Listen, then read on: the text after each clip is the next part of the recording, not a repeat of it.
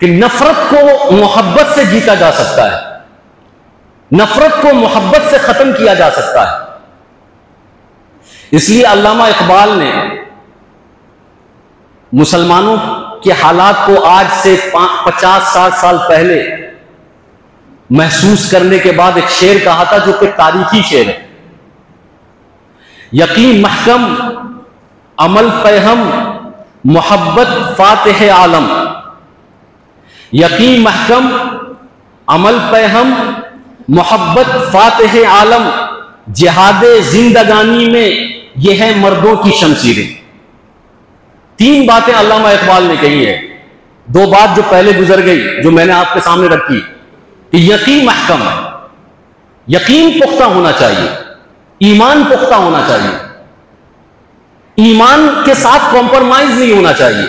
मुसलमानों को अल्लामा इकबाल ने कहा कि अगर तुम दुनिया फतह करना चाहते हो, दुनिया पर राज करना चाहते हो, दुनिया की सुरखरुई हासिल करना चाहते हो, दुनिया में कामयाबी हासिल करना चाहते हो, तो यकीन महकम, यकीन पुख्ता करो, ईमान पुख्ता करो, अपने एतमाद और यकीन को अल्लाह के हवाले करो। और उसके बाद कहा कि अमल पे हम, अमल करते रहो, लगातार करते रहो, तसलसल के साथ करते रहो। अमल थोड़ा हो लेकिन करते रहो। नमाज, रोजा, ज़कात, हज, जो भी इस्लाम की तालीमात है उसको छोड़ो नहीं। इस्लाम की बेसिक तालीमात को करते रहो, अमल पे हम। ये 2 बातें तो आ चुकी है, आपने तमीद में सुना कि अमल को सुधारना है और ईमान को पुख्ता करना है। और तीसरी चीज मोहब्बत, अखलाक, मोहब्बत बांटो, मोहब्बत के साथ पेश आओ, लोगों को मोहब्बत के साथ अपना गिरगिदा बनाओ, अपना कायल बनाओ, लोगों के सामने मोहब्बत बांटो। मोहब्बत से तुम दुनिया फतह कर लोगे। और ये कहा कि ये मुसलमानों की तलवार है।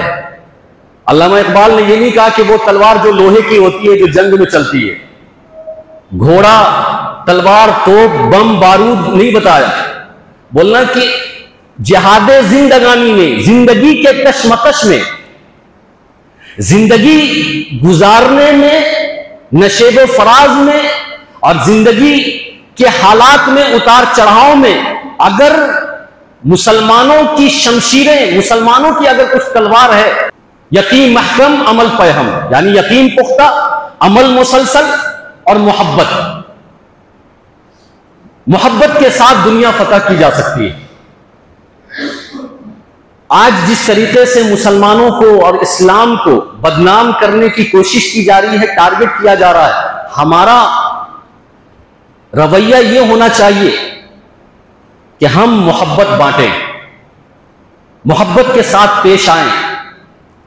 लोगों को हम ये कहें कि भाई हमारा इस्लाम बच्चों के हुकूक को बयान करता है, लिहाजा हम मुस्लिम और गैर मुस्लिम नहीं देखेंगे। हमारा इस्लाम ये कहता है कि बच्चों के हुकूक को बयान करता है, तो हम गैर मुस्लिम के बच्चों के एडमिशन, पढ़ाने की फीस भी अगर हम दे सकते हैं, दें। आज जरूरत है इस बात की, इससे मोहब्बत फैलेगी। आपके इलाके में कोई गरीब गैर मुस्लिम है और वो गरीब है, पढ़ना चाहता है, आप अगर उसके पढ़ने का इंतजाम करते हैं, इससे मोहब्बत आम होगी। आपके इलाके में कोई गैर मुस्लिम बेटियां हैं और उसकी शादी होनी है, उसके लिए आप शादी का इंतजाम करते हैं उस गैर मुस्लिम बेटी का, इससे मोहब्बत फैलेगी। आप स्टेशन पर हैं, आप एयरपोर्ट पर हैं, आप बस अड्डे पर हैं, आप बस में हैं, आप ट्रेन में हैं, आप प्लेन में हैं, वहां पर आप इस्लाम को किरदार से पेश करें। कोई लेडीज है, उसको जगह नहीं है बैठने की, आप जेंट्स हैं, आप बैठे हुए हैं, आप अपना इस्लाम पेश करें और कहें कि आप बैठें, हम खड़े हो जाते हैं। ये नहीं देखना है कि ये मुस्लिम औरतें हैं कि गैर मुस्लिम औरतें हैं, ये देखना है कि इस्लाम ने औरतों के हुकूक को बयान किया है। हम औरतों के हुकूक को बयान करते को अमल कर रहे हैं और हम अपनी सीट दे रहे हैं। हम लाइन में लगे हुए हैं, हमारा नंबर पीछे है या हमारा नंबर आगे है, कोई हमसे ज्यादा जरूरतमंद है, हम उसको आगे कर दें कि आप हमसे पहले टिकट ले लीजिए। ये इस्लाम हम पेश करें पब्लिक पैलेस पे, ये अखलाक हम पेश करें, इससे मोहब्बत फैलेगी। अपनी जगह सीट दें औरतों को, मर्दों को, बच्चों को, मुस्लिमों को, गैर मुस्लिमों को, सबको अपने से आगे करें टिकट लेने के लिए, सबको, मुस्लिम गैर मुस्लिम, औरत मर्द, सबको। पानी की जरूरत है, पानी दे दे। अगर किसी को स्कूल फीस की जरूरत है, उसमें मुस्लिम गैर मुस्लिम ना देखे, वो भी दे दे। किसी गैर मुस्लिम की शादी करना है, उसमें मुस्लिम गैर मुस्लिम ना देखे, उसकी शादी करा दे। तो ये मोहब्बत फातिह आलम, हमारा पैगाम मोहब्बत है जहां तक पहुंचे। किसी शायर ने कहा था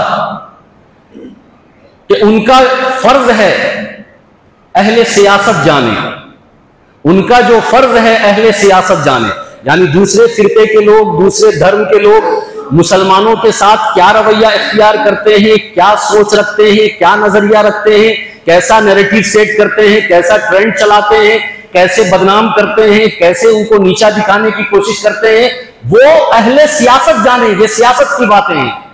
मेरा पैगाम मोहब्बत है जहां तक पहुंचे। हम तो मोहब्बत बांटेंगे, हम तो मोहब्बत से दुनिया जीतेंगे। हम बताएंगे कि हमारा इस्लाम सिर्फ चार दीवारी, मस्जिद की चार दीवारी में कैद नहीं है, घर की चार दीवारी में कैद नहीं है। हमारा इस्लाम सिर्फ नमाज, रोजा, ज़कात, हज में महदूद नहीं है। हमारा इस्लाम हर तबके के लिए है और हर तबके में हर तबके के लोग के लिए है, हर धर्म के लोगों के साथ अच्छाई करने के लिए है, सबके साथ अमन व अमान करने के लिए है, सबके साथ मोहब्बत और भाईचारा बांटने के लिए है।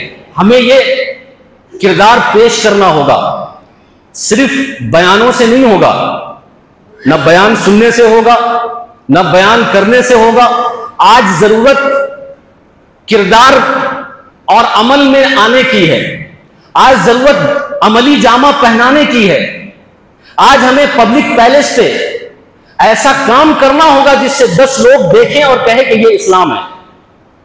ये इस्लाम जो औरतों की इज्जत करता है, ये इस्लाम जो बच्चों की इज्जत करता है, ये इस्लाम जो बूढ़ों की इज्जत करता है, ये इस्लाम जो आम आवाम की इज्जत करता है, ये इस्लाम जो है हर तबके और हर वर्ग के लोगों की इज्जत करता है और उसके हुकूक को तस्लीम करता है, उसके हुकूक को यकीनी बनाता है। ऐसा हो जाए कि जब कोई मुसलमान के साथ कोई सफर करे तो उसको ऐसा लगे कि अगर मैं सो भी जाऊंगा तो मेरा सामान कहीं नहीं जाएगा, मेरा पैसा कहीं नहीं जाएगा, मेरे सामान की हिफाजत होगी।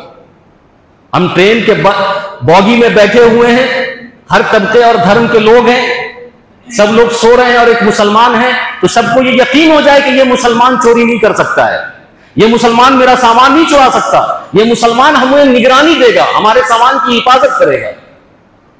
और किसी का कोई सामान खो जाए तो उसको उसके एड्रेस तक पहुंचा देंगे हम, ये यकीन होना चाहिए।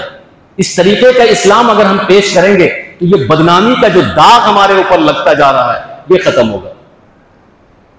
लेकिन अफसोस ये है कि हम इसके उल्टा हर काम करते हैं। जहां हमें सेफ, लोगों को लगना चाहिए कि मुसलमान हैं तो सेफ हैं, वहां पर लोग ये नारा दे रहे हैं कि जहां पर मुसलमान है वहां पर कोई सेफ नहीं है। ये ट्रेंड चल रहा है। जहां यह लगना चाहिए कि जहां पर मुसलमान है वहां पर सफाई है, यह इस्लाम की तालीम है, नारा यह दिया जा रहा है कि जहां पर मुसलमान है वहां पर गंदगी है। कौन बदनाम कर रहा है भाई? हम क्यों नहीं अपने असल इस्लाम को फॉलो कर रहे हैं? हम क्यों नहीं अपने असल इस्लाम की दावत दे रहे हैं?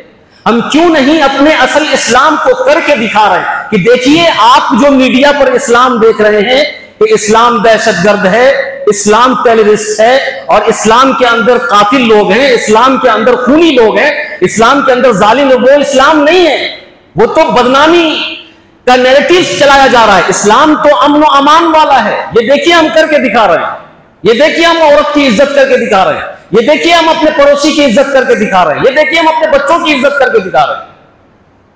ये देखिए, हम मुसाफिर की इज्जत करके दिखा रहे हैं। हम जब पब्लिक पैलेस पे चलते हैं, इस्लाम नहीं कहता कि इमाततुल अज़ा अनित तरीक़, कि इस्लाम का अदना दर्जा, ईमान का अदना दर्जा यह है कि रास्ते से तकलीफ दे चीज को हटा देना। रास्ते पर हम भी चलते हैं, पब्लिक पैलेस पे, रोड हो, ट्रेन हो, कहीं भी हो, कोई तकलीफ दे चीज है जिससे आम आवाम को परेशानी हो रही है, तो क्या इस्लाम की तालीम नहीं है कि उसकी सफाई होनी चाहिए?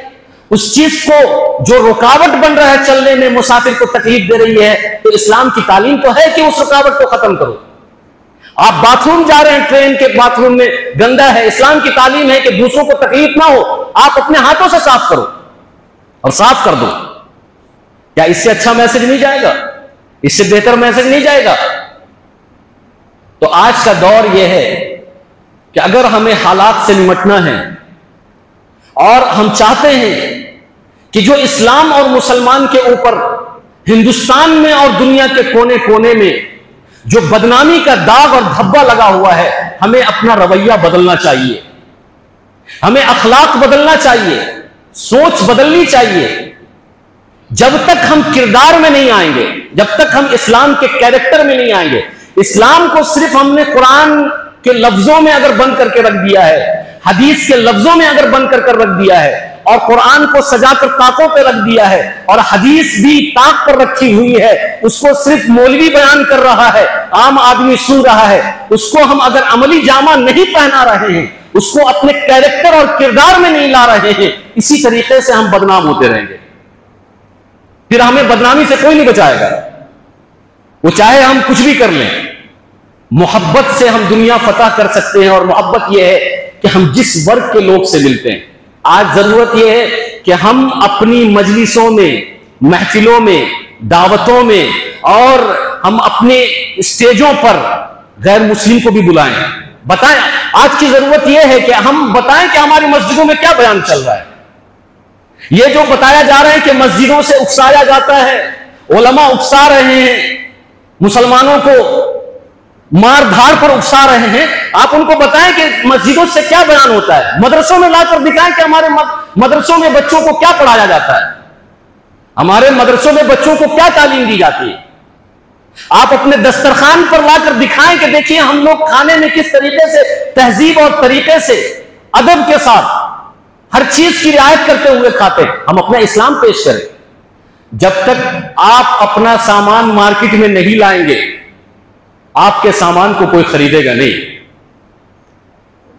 जब तक आप अपना एडवर्टाइज नहीं करेंगे, आपको क्या लगता है कि सिर्फ बयानबाजी से और खुतबे से मसला हल हो जाएगा? नहीं, हमें अपना प्रोडक्ट लाना होगा लोगों के सामने। जो प्रोडक्ट अल्लाह के नबी सल्लल्लाहु अलैहि वसल्लम ने हमें दिया है, हर तबके में दिया है, हर लाइन से दिया है। कौन सा ऐसा लाइन है और कौन सा ऐसा तबका है जिसमें इस्लाम की रहनुमाई मौजूद नहीं है? क्या इस्लाम की यह रहनुमाई मौजूद नहीं है कि गैर मुस्लिमों से मिलना कैसे है, गैर मुस्लिमों से मामलात कैसे रखना है, गैर मुस्लिमों के साथ उठना बैठना कैसे है, उनके साथ कितनी रवादारी जायज है?